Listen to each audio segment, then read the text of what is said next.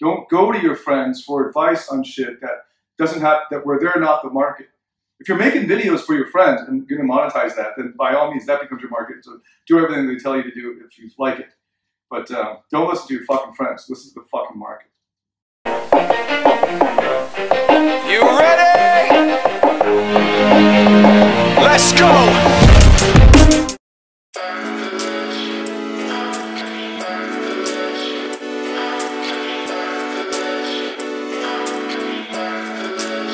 Mate selection is important. So the only way the relationship would work is if both parties are open to change, are self-aware enough that they can manage their own triggers. Enough partner, because she's going to get triggered, and you're going to be triggered, and it's very difficult when both parties are triggered to think clearly, and then to work through it, and then to have enough control to dial it back and to stay engaged and listening. And to face the fear, and to make the other person feel safe, even though you don't feel safe. So that takes a lot of emotional resilience and like this control, right? So what can you do? Well, you can build the skill set. So you can build a skill set of your own calming behaviors, getting control over your emotions. So the comment, the triangle that I learned from Robbins is a great way of thinking about it. Your physiology, your focus, and your language. So that's code word for like what you do with your physical body. So I was saying earlier in the break that a great way to regulate when you feel overwhelmed by emotion, negative emotion, is to take a deep breath. Because all the research shows that when you have anxiety, you're always breathing shallow. And your mind. You train your body to command your emotions. When you want energy, boom, it's there. That was my move, man. I just gave it away. But whatever your fucking move is. What's your move? Is it? What's your move? Same. Oh yeah, right. I think the whole person was like something like that. Yeah. So you can do mega moves too. I know Tony Robbins has one where he spins around as well to end it off. Boom, boom, and spin. Anyway.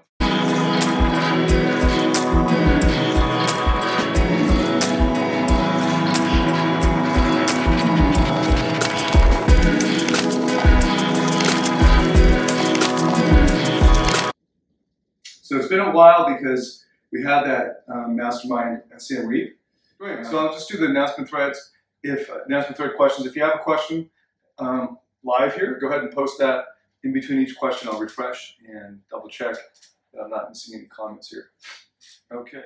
Never ask your friends for feedback. Your friends are comfortable with you being you. So like the way you are.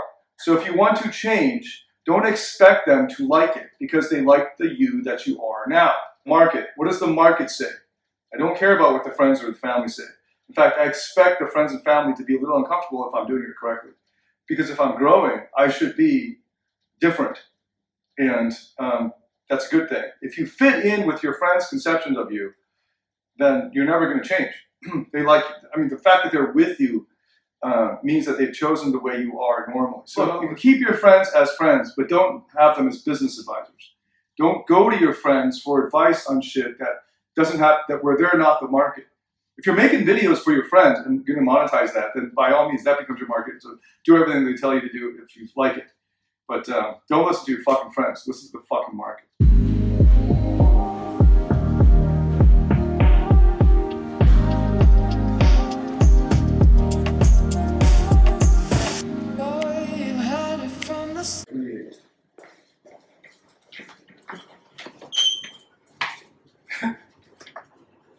Don't gain weight. Like the game, you played your part. Heavy hearts and cautious dreams. Hates and clouds to make believe. Boy, you had it from the start. Don't work.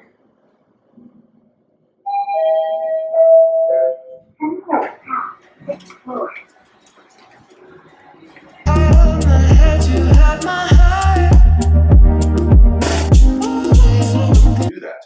So don't give a fuck about the person.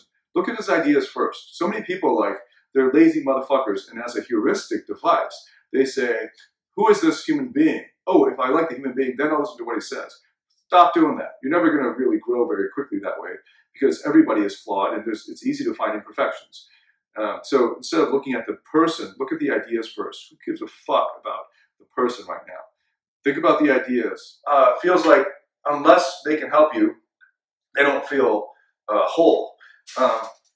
And this is the codependent. So if you think like both sides of that pairing of the codependent and the narcissist are neurotic. They're both fucking vampires. The red pill guy got taken advantage of, the white knight, he's not noble. The only reason he's with that girl is because the girl who's fucked up is because he needs to be needed. He needs to fix shit or he won't feel worthy.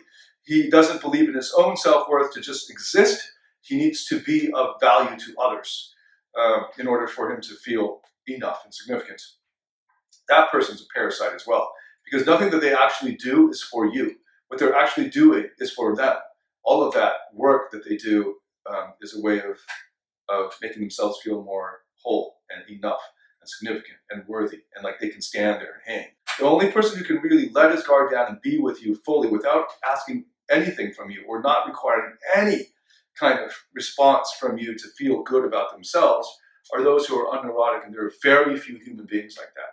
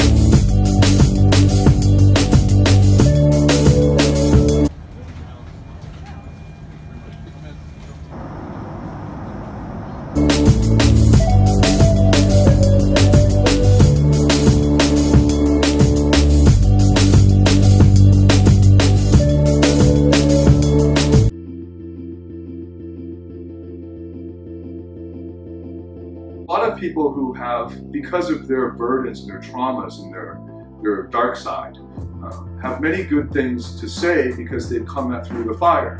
But because they have so many demons coming out of the fire, they can't live their lives in ways that are optimal. So maybe he's slipped up in the past, or maybe he's slipping up now. Maybe he's an alcoholic or a drug addict. But because he's gone through all that shit, he's got some wisdom to share, and then he commits suicide.